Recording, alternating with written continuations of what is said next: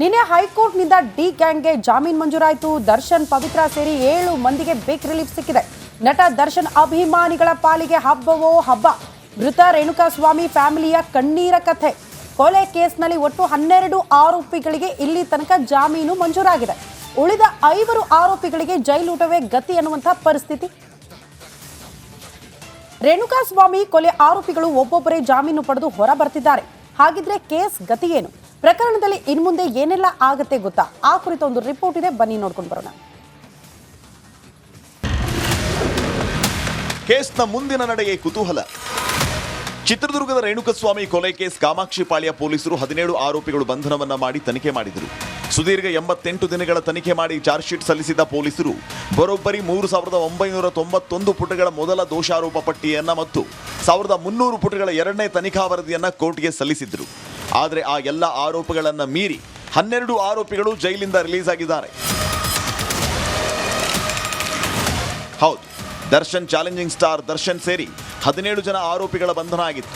ಇದೊಂದು high profile case ಆಗಿ ಪರಿವರ್ತನೆಯಾಗಿತ್ತು.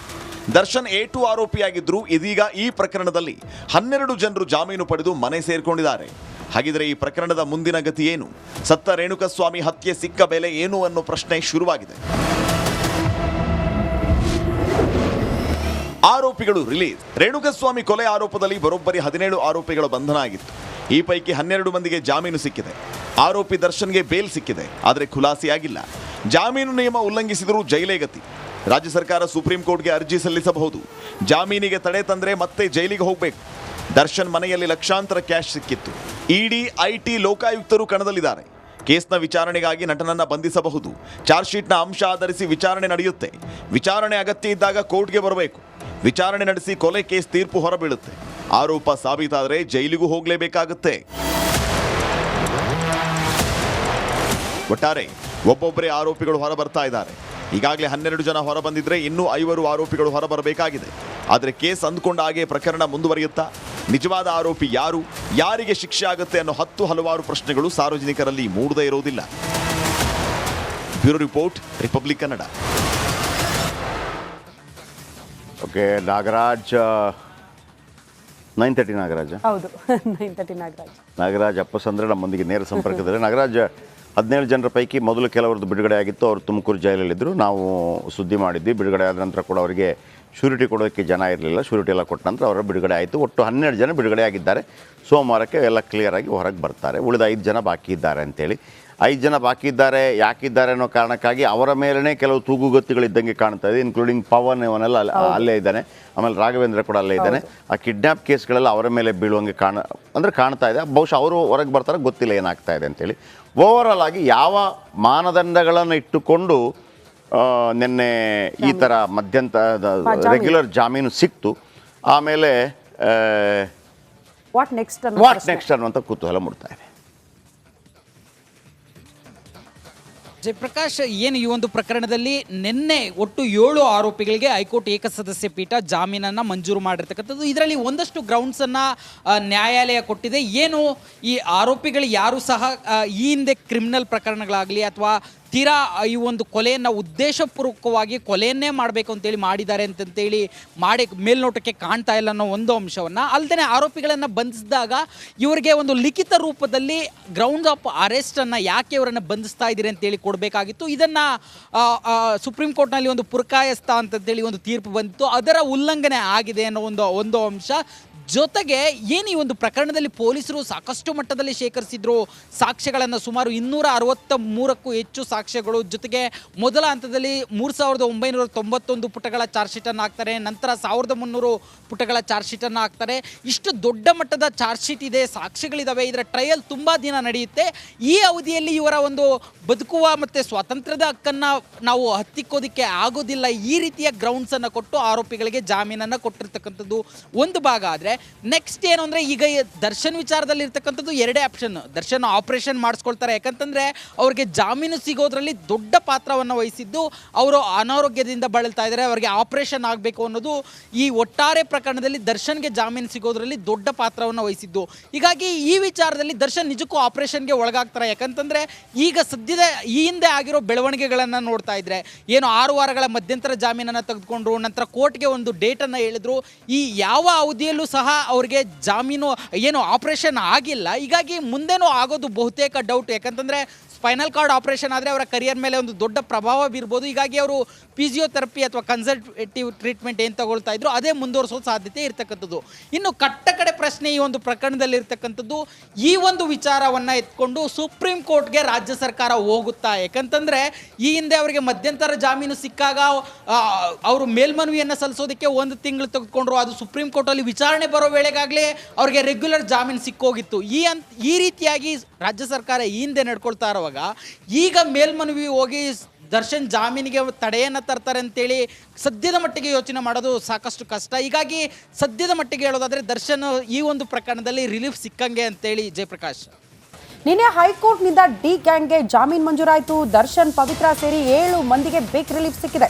ನಟ ದರ್ಶನ್ ಅಭಿಮಾನಿಗಳ ಪಾಲಿಗೆ ಹಬ್ಬವೋ ಹಬ್ಬ. ಮೃತ ರೇಣುಕಾಸ್ವಾಮಿ ಫ್ಯಾಮಿಲಿಯ ಕಣ್ಣೀರ ಕಥೆ. ಕೊಲೆ ಕೇಸ್ನಲ್ಲಿ ಒಟ್ಟು 12 ಆರೋಪಿಗಳಿಗೆ ಇಲ್ಲಿ ತನಕ ಜಾಮೀನು ಮಂಜೂರಾಗಿದೆ. ಉಳಿದ 5 ಆರೋಪಿಗಳಿಗೆ ಜೈಲೂಟವೇ ಗತಿ ಅನ್ನುವಂಥ ಪರಿಸ್ಥಿತಿ. ರೇಣುಕಾಸ್ವಾಮಿ ಕೊಲೆ ಆರೋಪಿಗಳು ಒಬ್ಬೊಬ್ಬರೇ ಜಾಮೀನು ಪಡೆದು ಹೊರ ಬರ್ತಿದ್ದಾರೆ. ಹಾಗಿದ್ರೆ ಕೇಸ್ ಗತಿ ಏನು? ಪ್ರಕರಣದಲ್ಲಿ ಇನ್ಮುಂದೆ ಏನೆಲ್ಲ ಆಗತ್ತೆ ಗೊತ್ತಾ? ಆ ಕುರಿತ ಒಂದು ರಿಪೋರ್ಟ್ ಇದೆ, ಬನ್ನಿ ನೋಡ್ಕೊಂಡು ಬರೋಣ. ಕೇಸ್ನ ಮುಂದಿನ ನಡೆಗೆ ಕುತೂಹಲ. ಚಿತ್ರದುರ್ಗದ ರೇಣುಕಸ್ವಾಮಿ ಕೊಲೆ ಕೇಸ್ ಕಾಮಾಕ್ಷಿಪಾಳ್ಯ ಪೊಲೀಸರು 17 ಆರೋಪಿಗಳು ಬಂಧನವನ್ನ ಮಾಡಿ ತನಿಖೆ ಮಾಡಿದರು. ಸುದೀರ್ಘ 88 ದಿನಗಳ ತನಿಖೆ ಮಾಡಿ ಚಾರ್ಜ್ ಶೀಟ್ ಸಲ್ಲಿಸಿದ ಪೊಲೀಸರು ಬರೋಬ್ಬರಿ 3991 ಪುಟಗಳ ಮೊದಲ ದೋಷಾರೋಪ ಪಟ್ಟಿಯನ್ನ ಮತ್ತು 1300 ಪುಟಗಳ 2ನೇ ತನಿಖಾ ವರದಿಯನ್ನ ಕೋರ್ಟ್ಗೆ ಸಲ್ಲಿಸಿದ್ರು. ಆದರೆ ಆ ಎಲ್ಲ ಆರೋಪಗಳನ್ನ ಮೀರಿ 12 ಆರೋಪಿಗಳು ಜೈಲಿಂದ ರಿಲೀಸ್ ಆಗಿದ್ದಾರೆ.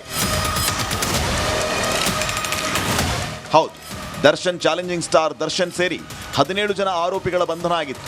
ಇದೊಂದು ಹೈ ಪ್ರೊಫೈಲ್ ಕೇಸ್ ಆಗಿ ಪರಿವರ್ತನೆಯಾಗಿತ್ತು. ದರ್ಶನ್ A2 ಆರೋಪಿಯಾಗಿದ್ರು. ಇದೀಗ ಈ ಪ್ರಕರಣದಲ್ಲಿ 12 ಜನರು ಜಾಮೀನು ಪಡೆದು ಮನೆ ಸೇರ್ಕೊಂಡಿದ್ದಾರೆ. ಹಾಗಿದ್ರೆ ಈ ಪ್ರಕರಣದ ಮುಂದಿನ ಗತಿ ಏನು? ಸತ್ತ ರೇಣುಕಸ್ವಾಮಿ ಹತ್ಯೆ ಸಿಕ್ಕ ಬೆಲೆ ಏನು ಅನ್ನೋ ಪ್ರಶ್ನೆ ಶುರುವಾಗಿದೆ. ಆರೋಪಿಗಳು ರಿಲೀಸ್. ರೇಣುಕಸ್ವಾಮಿ ಕೊಲೆ ಆರೋಪದಲ್ಲಿ ಬರೋಬ್ಬರಿ 17 ಆರೋಪಿಗಳ ಬಂಧನ ಆಗಿತ್ತು. ಈ ಪೈಕಿ 12 ಮಂದಿಗೆ ಜಾಮೀನು ಸಿಕ್ಕಿದೆ. ಆರೋಪಿ ದರ್ಶನ್ಗೆ ಬೇಲ್ ಸಿಕ್ಕಿದೆ, ಆದರೆ ಖುಲಾಸೆಯಾಗಿಲ್ಲ. ಜಾಮೀನು ನಿಯಮ ಉಲ್ಲಂಘಿಸಿದರೂ ಜೈಲೇ ಗತಿ. ರಾಜ್ಯ ಸರ್ಕಾರ ಸುಪ್ರೀಂ ಕೋರ್ಟ್ಗೆ ಅರ್ಜಿ ಸಲ್ಲಿಸಬಹುದು. ಜಾಮೀನಿಗೆ ತಡೆ ತಂದ್ರೆ ಮತ್ತೆ ಜೈಲಿಗೆ ಹೋಗಬೇಕು.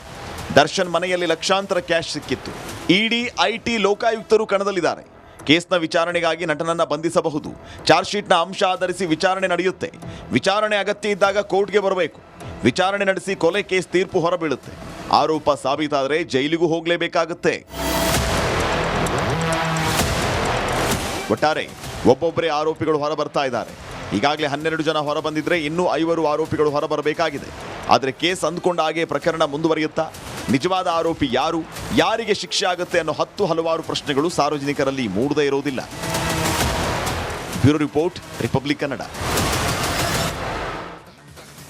ಓಕೆ, ನಾಗರಾಜ್ 9:30 ನಾಗರಾಜ್. ಹೌದು, 9:30 ನಾಗರಾಜ್ ಅಪ್ಪಸಂದ್ರೆ ನಮ್ಮೊಂದಿಗೆ ನೇರ ಸಂಪರ್ಕದಲ್ಲಿ. ನಾಗರಾಜ್, 17 ಜನರ ಪೈಕಿ ಮೊದಲು ಕೆಲವರದ್ದು ಬಿಡುಗಡೆ ಆಗಿತ್ತು. ಅವರು ತುಮಕೂರು ಜೈಲಲ್ಲಿದ್ದರು. ನಾವು ಸುದ್ದಿ ಮಾಡಿದ್ವಿ. ಬಿಡುಗಡೆ ಆದ ನಂತರ ಕೂಡ ಅವರಿಗೆ ಶ್ಯೂರಿಟಿ ಕೊಡೋಕ್ಕೆ ಜನ ಇರಲಿಲ್ಲ. ಶ್ಯೂರಿಟಿ ಎಲ್ಲ ಕೊಟ್ಟ ನಂತರ ಅವರ ಬಿಡುಗಡೆ ಆಯಿತು. ಒಟ್ಟು 12 ಜನ ಬಿಡುಗಡೆ ಆಗಿದ್ದಾರೆ. ಸೋಮವಾರಕ್ಕೆ ಎಲ್ಲ ಕ್ಲಿಯರ್ ಆಗಿ ಹೊರಗೆ ಬರ್ತಾರೆ. ಉಳಿದ 5 ಜನ ಬಾಕಿ ಇದ್ದಾರೆ ಅಂತೇಳಿ. 5 ಜನ ಬಾಕಿ ಇದ್ದಾರೆ. ಯಾಕಿದ್ದಾರೆ ಅನ್ನೋ ಕಾರಣಕ್ಕಾಗಿ ಅವರ ಮೇಲೇ ಕೆಲವು ತೂಗುಗತ್ತಿಗಳಿದ್ದಂಗೆ ಕಾಣ್ತಾ ಇದೆ. ಇನ್ಕ್ಲೂಡಿಂಗ್ ಪವನ್, ಇವನೆಲ್ಲ ಅಲ್ಲೇ ಇದ್ದಾನೆ. ಆಮೇಲೆ ರಾಘವೇಂದ್ರ ಕೂಡ ಅಲ್ಲೇ ಇದ್ದಾನೆ. ಆ ಕಿಡ್ನ್ಯಾಪ್ ಕೇಸ್ಗಳೆಲ್ಲ ಅವರ ಮೇಲೆ ಬೀಳುವಂಗೆ ಕಾಣ್ತಾ ಇದೆ. ಬಹುಶಃ ಅವರು ಹೊರಗೆ ಬರ್ತಾರೆ, ಗೊತ್ತಿಲ್ಲ ಏನಾಗ್ತಾ ಇದೆ ಅಂತೇಳಿ.